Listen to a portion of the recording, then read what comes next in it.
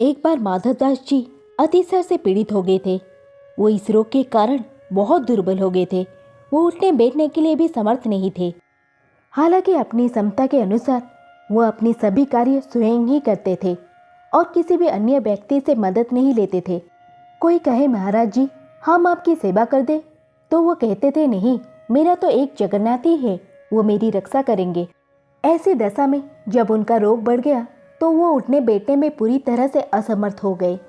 तब श्री जगन्नाथ जी स्वयं सेवक बनकर इनके घर पहुंचे और माधवदास जी को कहा कि हम आपकी सेवा कर दे। भक्तों के लिए आपने क्या नहीं किया, क्योंकि उनका रोग इतना बढ़ गया था कि उन्हें पता भी नहीं चलता था कि वो कब मलमूत्र त्याग देते थे, जिसकी वजह से उनके वस्त्र गंदे हो जाते थे। उन वस्त्रों को भगवान जगन्नाथ स्वयं अपने हाथों से साफ करते थे। इतना ही नहीं, प्रभु उनके पूरे शरीर को भी साफ करते थे। प्रभु जगन्नाथ द्वारा की जाने वाली सेवा का अंदाजा इसी बात से लगाया जा सकता है कि कोई अपना भी किसी की इतनी सेवा नहीं कर सकता। होश में आते ही सेवक के बारे में जान गए थे श्री माधवदास। जब माधवदास जी को होश आया तब उन्होंने तुरंत पहचान लिया कि ये तो मेरे प्रभु ही है। एक दिन श्री माधवदास जी ने प्रभु से पूछ ही लिया, प्रभु आप तो त्रिभुवन के मालिक हो, स्वामी हो, आप मेरी सेवा कर रहे हो। आप चाहते तो मेरा ये रोग भी तो दूर कर सकते थे, रोग दूर कर देते तो ये सब करना ही नहीं पड़ता।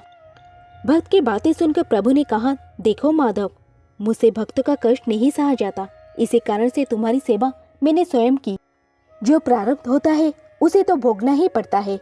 अगर उसे काटोगे तो इस जन्म में नहीं, लेकिन उसे भोगने के लिए फिर तुम्हें अगला जन्म लेना पड़ेगा।